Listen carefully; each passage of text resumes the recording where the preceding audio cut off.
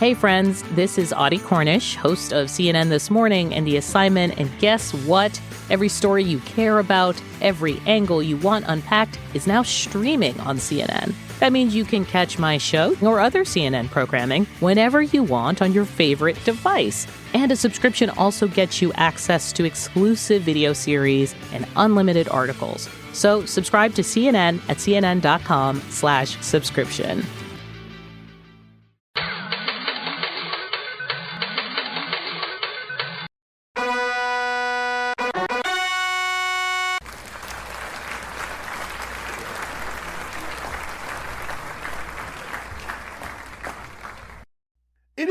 It's me, it's TRG, the Ramblin' Gambler, a vest-wearing, ring-bearing son of a salesman.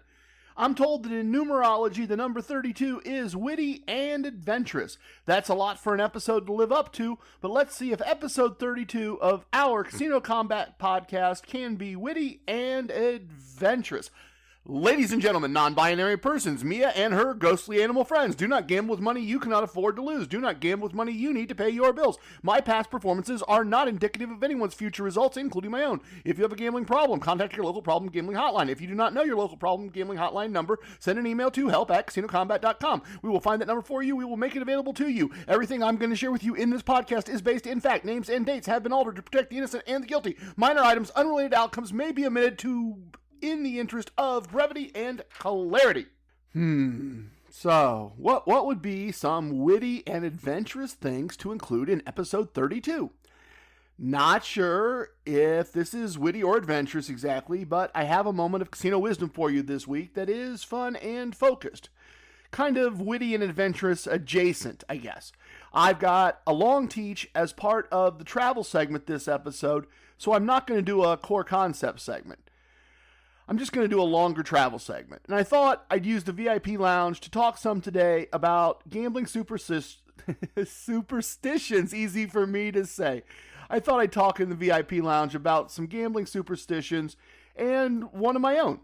Yes, I have some gambling superstitions, despite my attachment to facts and numbers. For me, there are some superstitions that should be enjoyed because they are part of the history of gambling and they should be respected.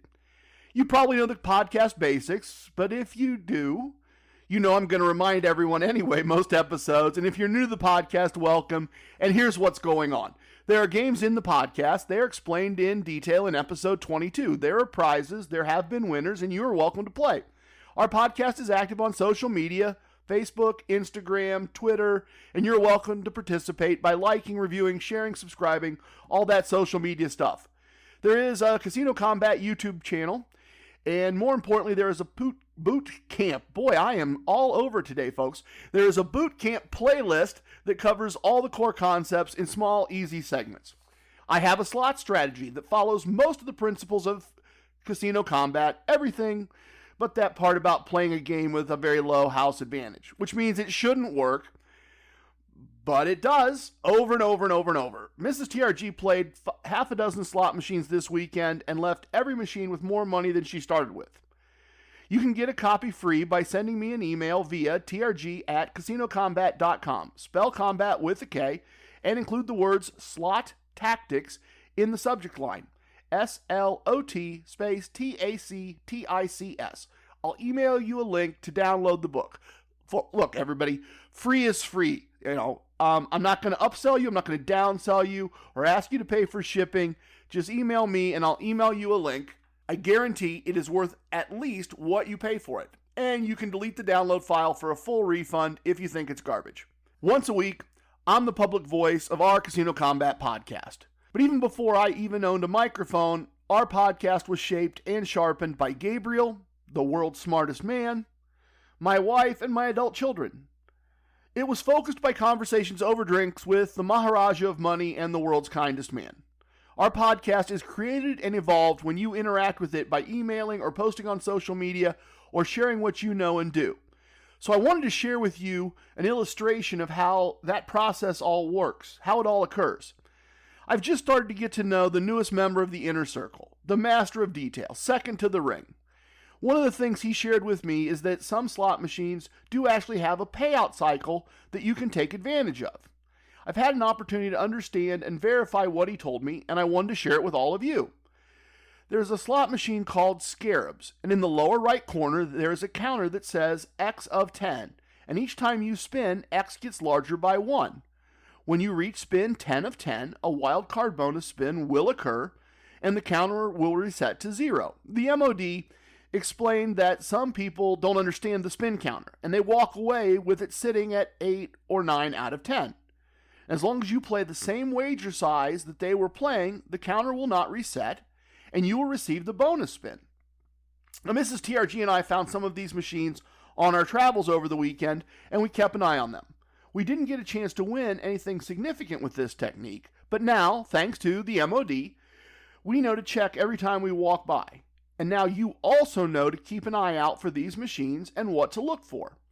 And our collective ability as a group, team, squad, I don't know, pick a word, our ability to be better at the game of casino gambling has gotten a bit of an upgrade. So, thanks to the Master of Details for knowing and sharing that detail with us.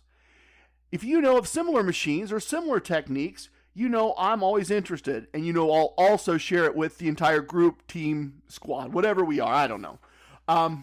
So with that little tidbit, let's take a moment and then share some casino wisdom. This episode is brought to you by Netflix. This Monday night, witness the end of an era. John Cena takes center stage for his final appearance ever on Monday Night Raw. One last match, one unforgettable farewell. Come celebrate the legacy of a true WWE legend. Monday Night Raw, November 17th at 8 p.m. Eastern Time, 5 p.m. Pacific Time, only on Netflix. Be there for the moment everyone will be talking about.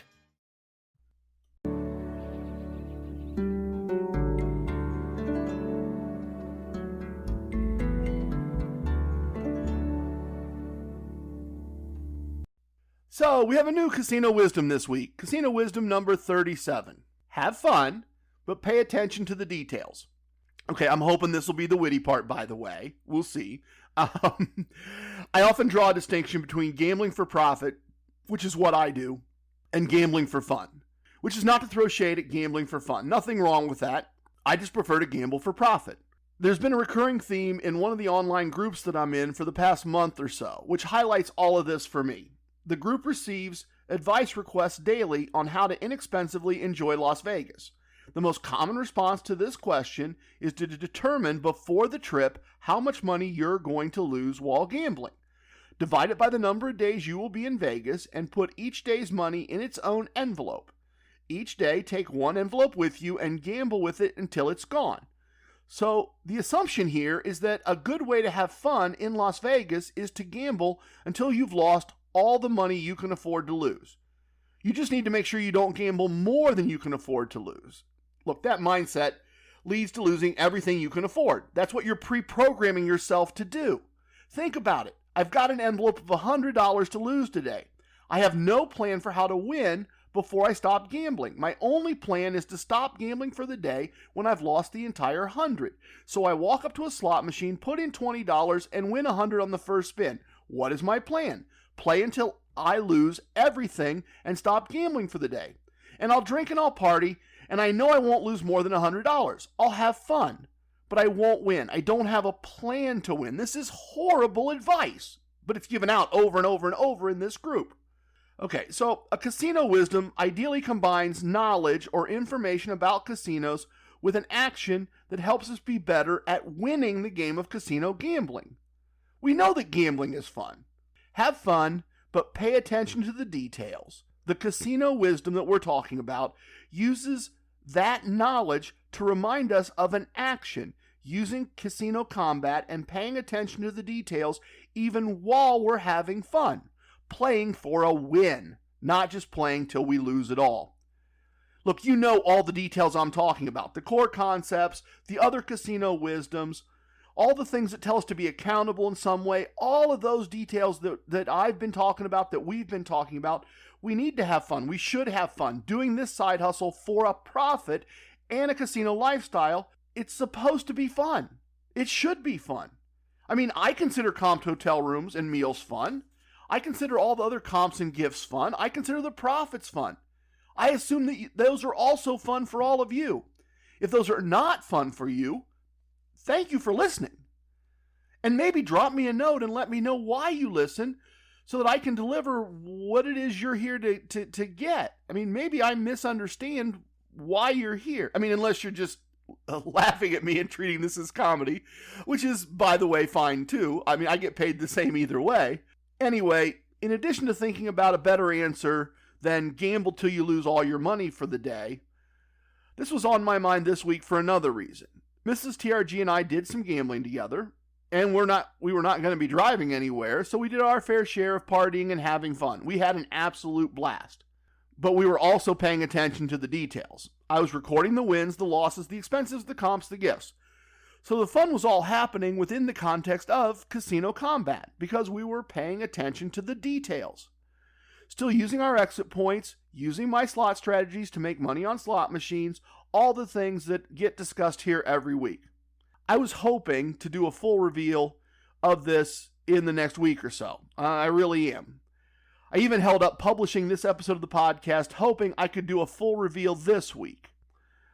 But I'm still waiting on an approval for something that I want to share. So just kind of a little partial reveal. My process has always been to keep running notes in my phone about all our transactions with a casino, and then enter that information in a spreadsheet that provides results for the current month. Then I save the spreadsheet each month. Well, I've developed an app that automates most of that process, most of what it takes to pay attention to the details. I use the app to quickly enter things as they happen. The app updates my spreadsheet in the cloud. I can look at the details for the trip quickly at any time. Look, fingers crossed, I'm hoping to be able to offer the app to all of you very shortly.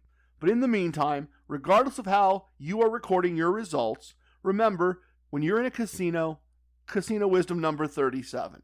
Have fun, but pay attention to the details. I gambled this week, and Mrs. TRG and I rambled and gambled. It was a busy week. I didn't have time to bleed. So let's go do that travel segment.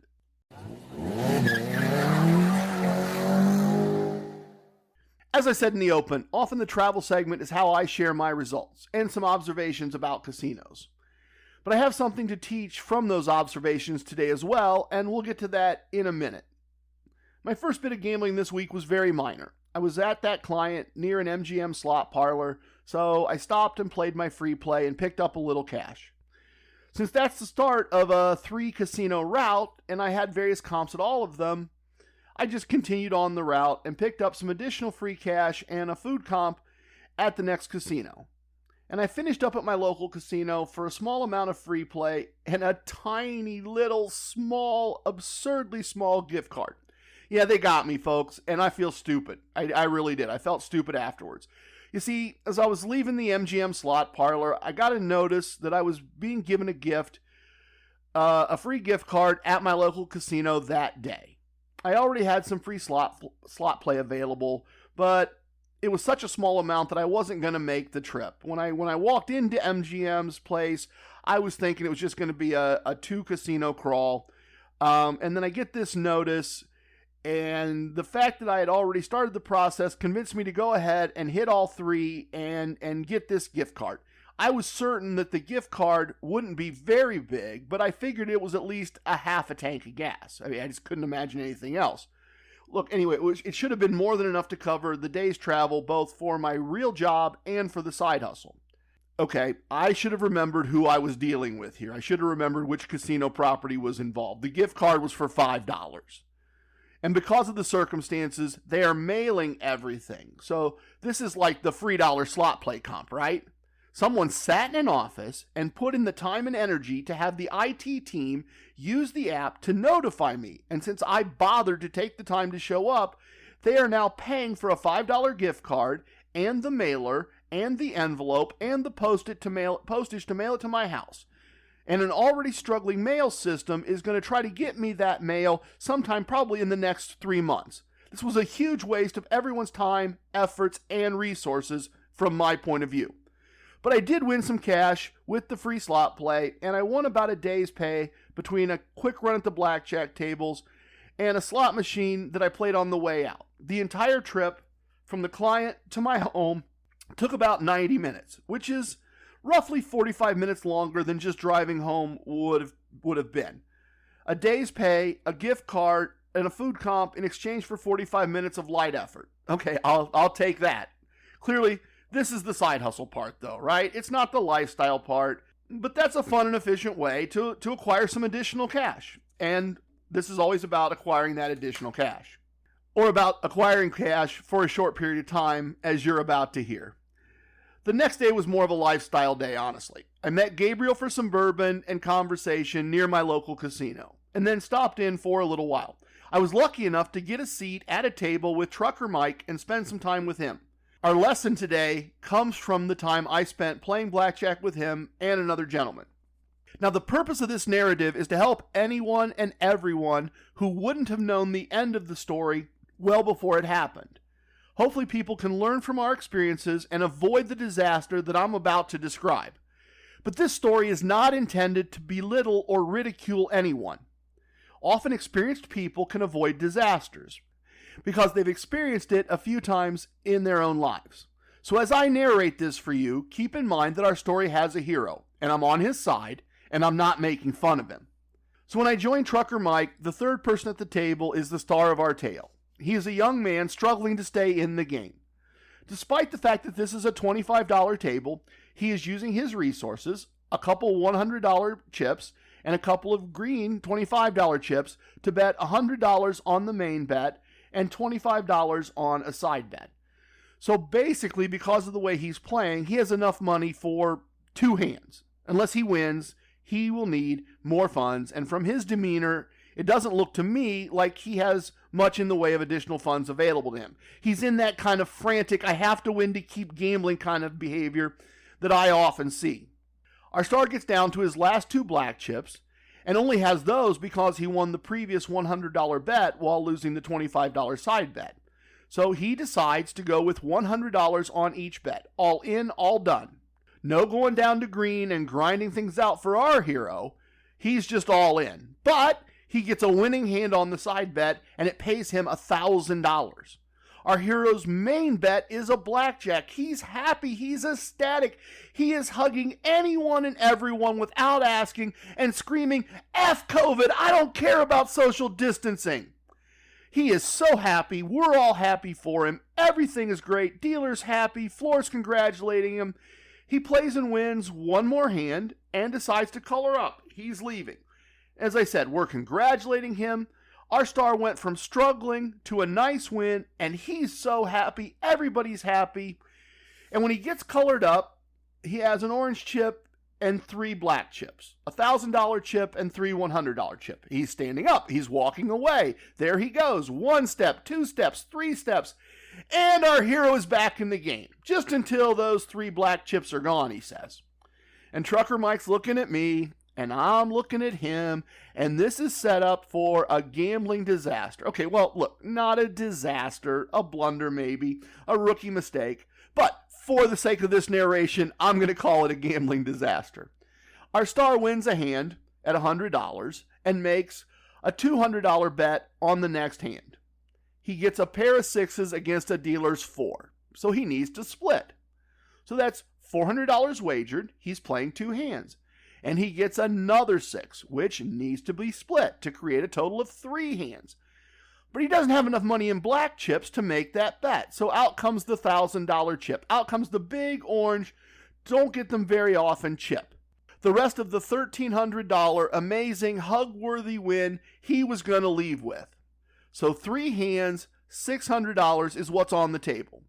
And now, I know just from the frequent glances my way that Trucker Mike knows where this is going to end up. Just like I'm sure I know where it's going to end up. The next card is a 4 or a 5, don't know, but he needs to double. That's $800 so far, everyone, and Trucker Mike whispers, "I think this is going to make the podcast," and I nodded and said, "It sure looks like it." And the card our young star gets on his double creates a hard total of 15 or 16. Nothing good.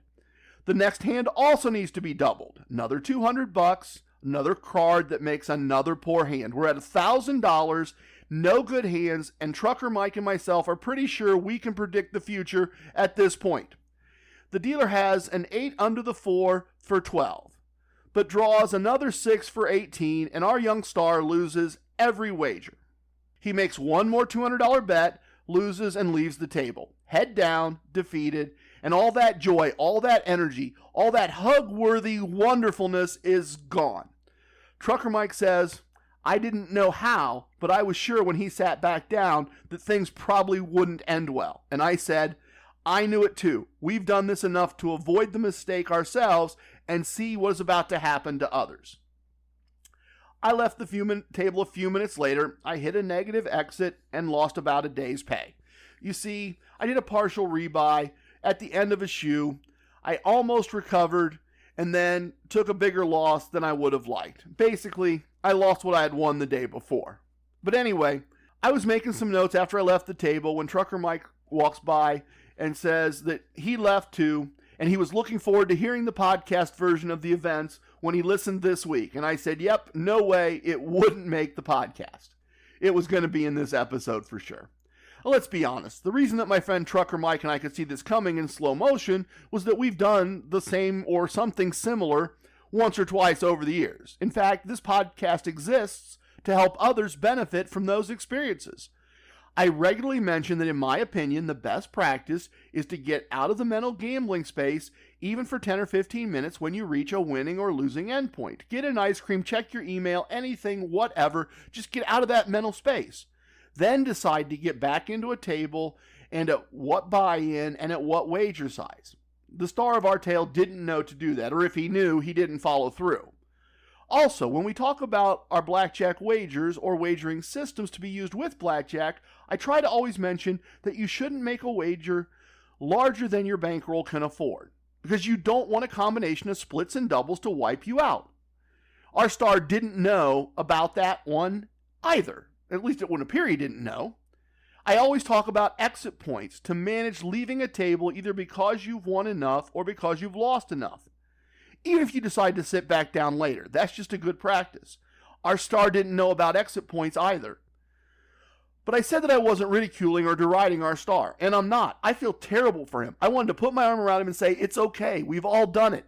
The key is learning and avoiding it next time. I wanted to hand him a card and say, please listen to this podcast. I'll teach you. You don't have to make all these mistakes on your own. I'll teach you. But I didn't. He didn't need me butting in. But I did bring the lesson to all of you. If you've not had this happen to you, or you wouldn't have expected this outcome as Trucker Mike and I did, I hope next time you will also see the disaster before it happens. Oh, I almost forgot actually. As a bonus to this little trip back to my local casino, however briefly, an ally who had listened to the podcast the last few weeks and heard my comments about needing to manage parking now, stopped by and gave me a copy of their 4th tier, their really good card, and said they knew I wouldn't misuse it and they wanted me to have a parking solution. Allies are important. Be one when you can and appreciate the ones you have when you can't. So I hope that was informative, but the goal is witty and adventurous. Well, Mrs. TRG and I did have an adventure this week, a really great adventure. She had a day off on Monday, and Monday was my birthday, so we did a 2-night trip, 5.5 hours south and west to that Caesars property that we really love, the one that is handling room service well, has a VIP lounge open, safe, that we can enjoy. We had a partial comp the first night and a full comp on Sunday night. We both got a bit of money to gamble with and some imaginary money added to our accounts to use for meals. Our first day of gambling was solid. We both managed long runs at tables before leaving with meaningful wins. Mrs. TRG went 3 for 3 on slot machines. In fact, getting a bit ahead of myself here, she didn't have a losing slot machine all weekend. And every time she considered bailing on a machine before finishing my strategy, she pushed through, and the strategy ended up delivering a win. When Sunday night ended, we had a profit after expenses of 2 days' pay for the week. Not for the trip, for the week. Since the Casino Combat Week normally ends on Saturday, I'll hold our results for Sunday and Monday until the next episode of our podcast. But a really solid week. A mix of winning and losing tables, a profit after expenses, plenty of gifts and comps, and more lifestyle than side hustle. And a couple great lessons about how to do casino combat. Before we move on from talking about travel, you may recall that at the beginning of the year, as a family, my family and I looked at various offers and laid out a plan for January and February. The birthday trip was part of that plan. The other trip that came out of that family planning session is coming up in a couple weeks. My youngest son had enough airline miles to fly the two of us free to Las Vegas from a credit card he uses. And so he suggested we make a trip and that I'll use my comps and he'll use his free flight and we'll go spend a weekend in Las Vegas. So my host Randall has arranged for Flamingo to comp us a 2-bedroom suite for that weekend. This is very much the lifestyle part of the side hustle, both the birthday getaway and the Las Vegas trip. I'm going to do some gambling with my son, and I'll have results for you and some tall tales, I'm sure. In fact, he's going to dip his toes in the water and try some casino combat for himself. But that trip's going to be more of a father-son trip with sightseeing, and that more than it is like a pure gambling trip. And that will cover probably multiple episodes as well when I get back. So that's a bit of a look at what's coming next. And as always, reality podcasting. We're all going to kind of find out the outcome at roughly the same time. It is very superstitious and the writing's on the wall. So let's go find out what that's about in the VIP lounge.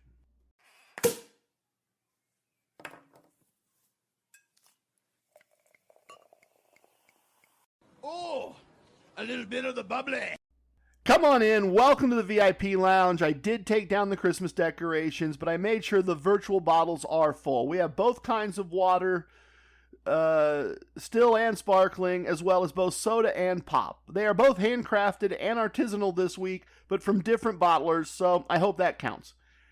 You know, I'd love to buy you a drink. The way that works is if you're in a casino having a drink, take a picture of some combination of yourself and or the drink, post it on the social media platforms we're on, tag us and shout us out. We're on the lookout for those pictures. When we see them, we'll get in touch with you and send you the price of a good drink at my local casino, which is $7. We'll do that by way of PayPal or Venmo. If you'd like to buy me a drink, go to anchor.fm/casino-combat and click on the donate link. Send whatever you think you're comfortable with, and the next time I'm in a casino, I'll take a picture of the drink you bought and shout you out on social media as a thank you for buying me a drink. Okay, virtually, I'll always buy you a drink. I'll buy you 2 or 3. Pour yourself something if you've not already. I'm going to do a red blend this week, I think. I've always found gambling superstitions interesting, and there are certainly plenty of them. Unlucky numbers, not walking in the front door of a casino, not sitting at a table with your ankles crossed. Gabriel tries to use $700 as his craps buy-in every time because he feels like it's lucky. Even though the math says 750 is probably a better starting number, he goes with 700 out of a superstition. And it may seem out of character for me to be interested in superstitions. I'm pretty much a numbers and math guy, a logic and rational approach to gambling guy. So here's the thing for me. I see knowing and respecting historical gambling superstitions as respecting the traditions of what I do. In fact, there is one gambling superstition that I am very rigorous about, and I assume some of you know this, but most casinos in North America don't hand out $50 bills from the cage or change machines because $50 bills are considered bad luck. There are a few stories as to why that's true, and no good evidence for any of the stories, but it does seem to have started as a poker superstition in the 50s and spread to general gamblers in Las Vegas from there, and then more generally to the population at large. In fact, Bugsy Siegel, the man who started the Flamingo Hotel and Casino for the mob, was supposed to have had 3 $50 bills in his pockets and nothing else when he was murdered. And that makes sense, since mobsters in Las Vegas in the 1950s are supposed to have put $50 bills in the jacket pocket of murder victims, taking all other money, so the Las Vegas police would know not to ask questions. So I respect Bugsy's place in the history of Las Vegas, and I respect the history of gambling in general, so I don't handle $50 bills if at all possible. If I end up with one outside of a casino, I change it out as quickly as possible. I don't carry $50 bills into a casino if I can help it, and if it somehow randomly happens, I do not gamble with them. I turn them into smaller bills at the bill changer before I do anything else. I've even been known to leave a table if someone buys in with $50 bills. Okay, look, usually I was about to leave anyway, and that's just the final thing, but I avoid $50 bills. Now, obviously, I know that the type of paper money carried around isn't going to change the outcome of anything. And I don't really believe in luck, good or bad. But I do believe in respecting the traditions of gambling and the uniqueness of gambling. So that's my major gambling superstition. If you have one, I encourage you to drop me a note and let me know about yours. There are 9 casino chips in this episode if you're playing that game. Tip your waitresses, tip your bartenders, tip your dealers. Don't tip away your wins. I have spoken. Everything you heard here is true from a certain point of view. It's time for leaving, and I do hope you understand I was born a rambling man. If you have questions, send them to questions@casinocombat.com. If you have techniques to share, send them to whatIdo@casinocombat.com. Don't forget, we spell combat with a K. Love it, hate it, it don't matter. Please share with your family and friends. Goodbye, everyone.